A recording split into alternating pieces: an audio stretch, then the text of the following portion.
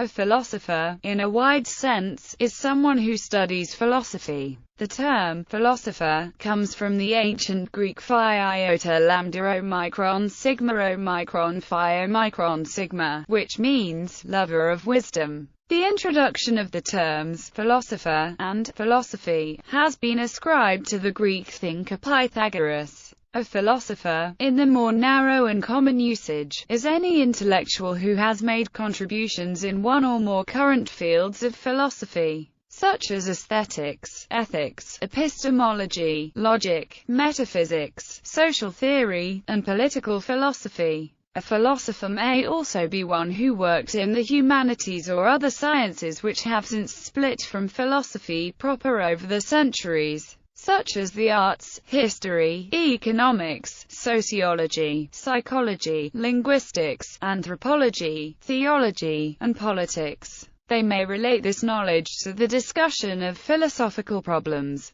In the classical sense, a philosopher is someone who lives according to a way of life, whose focus is upon resolving existential questions about the human condition, and not someone who discourses upon theories or comments upon authors. Typically, these particular brands of philosophy are Hellenistic ones, and those who most arduously commit themselves to this lifestyle may be considered philosophers. In both definitions, philosophers address these questions through critical, systematic and reasoned approaches. History. Ancient Greece and Rome. While Pythagoras coined the word, the first known elaboration on the topic was conducted by Plato. In his Symposium, he concludes that love is that which lacks the object it seeks. Therefore, the philosopher is one who seeks wisdom. If he attains wisdom, he would be a sage. Therefore, the philosopher in antiquity was one who lives in the constant pursuit of wisdom, and living in accordance to that wisdom. Disagreements arose as to what living philosophically entailed.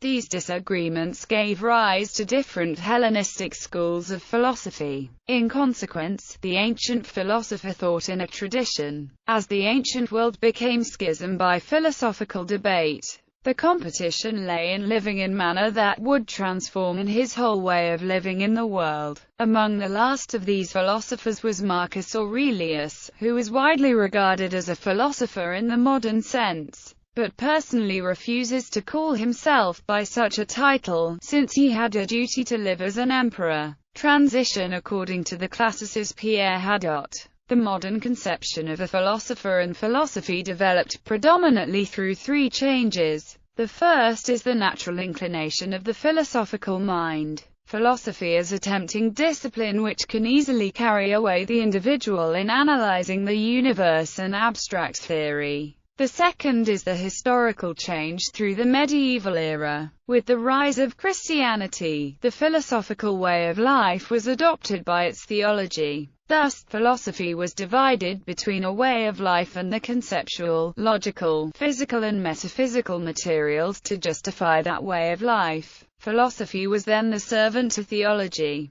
The third is the sociological need with the development of the university. The modern university requires professionals to teach. Maintaining itself requires teaching future professionals to replace the current faculty. Medieval era. In the 4th century, the word philosopher began to designate a man or woman who led a monastic life. Gregory of Nyssa, for example, describes how his sister Macrina persuaded their mother to forsake the distractions of material life for a life of philosophy. Later, during the Middle Ages, persons who engaged with alchemy was called a philosopher, thus, the philosopher's stone. Early modern era. Many philosophers still emerged from the classical tradition, as saw their philosophy as a way of life. Among the most notable are René Descartes, Baruch Spinoza, Nicolas Malebranche, and Gottfried Wilhelm Leibniz. With the rise of the university, the modern conception of philosophy became more prominent.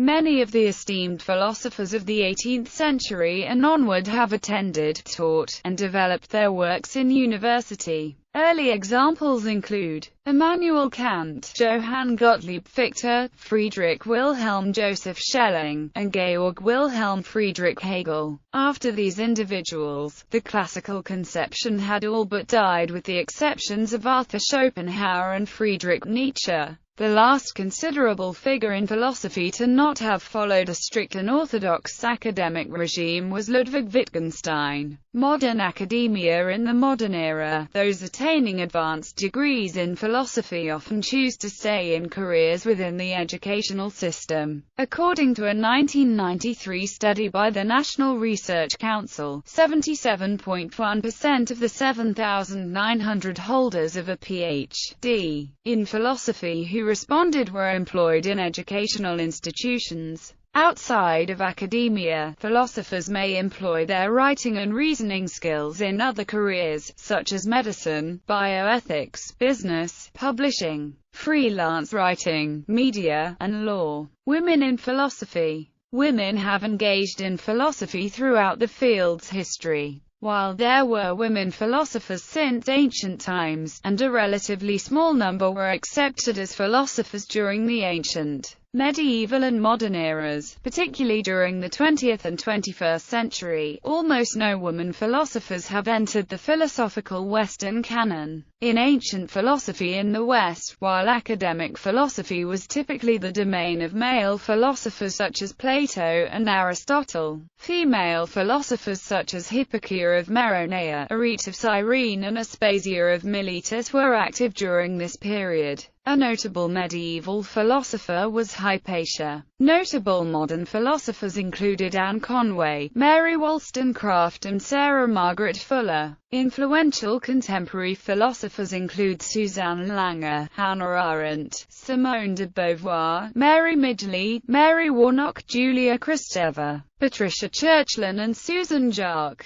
In the early 1800s, some colleges and universities in the UK and US began admitting women, giving rise to new generations of female academics. Nevertheless, U.S. Department of Education reports from the 1990s indicate that philosophy is one of the least proportionate fields in the humanities with respect to gender. Women make up as little as 17% of philosophy faculty in some studies. In the early 1990s, the Canadian Philosophical Association claimed that there is gender imbalance and gender bias in the academic field of philosophy. In June 2013, a U.S. sociology professor stated that, out of all recent citations in 4 prestigious philosophy journals, female authors comprise just 3.6% of the total. The editors of the Stanford Encyclopedia of Philosophy have raised concerns about the underrepresentation of women philosophers, and they require editors and contributors to ensure they represent the contributions of women philosophers. According to Eugene Sun Park, philosophy is predominantly white and predominantly male. This homogeneity exists in almost all aspects and at all levels of the discipline. Black philosophers. There are few black women philosophers, which includes women of African and Caribbean ancestry,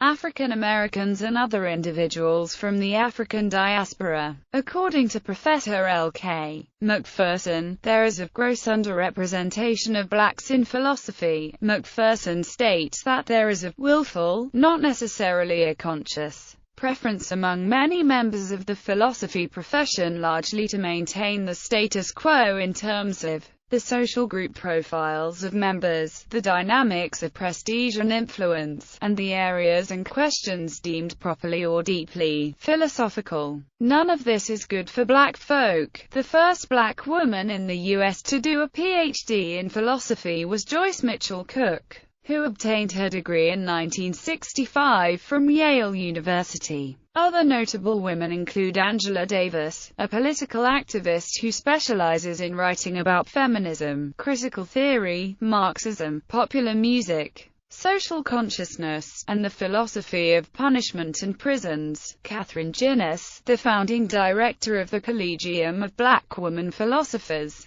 who specializes in continental philosophy, Africana philosophy, philosophy of race and black feminist philosophy. Anita L. Allen, the first African-American woman to complete both a JD and a PhD in philosophy, who focuses on political and legal philosophy, and who in 2010 was appointed by President Obama to sit on the Presidential Commission for the Study of Bioethical Issues, and Adrian Piper, an analytical philosopher who received a PhD in philosophy from Harvard, and Jacqueline Scott, who received a PhD in philosophy from Stanford University, and who specializes in Nietzsche, 19th-century philosophy, race theory and African-American philosophy. Prizes in philosophy. Prominent prizes in philosophy include the Avicenna Prize, the Kyoto Prize in Arts and Philosophy and the Rolf Schock Prizes.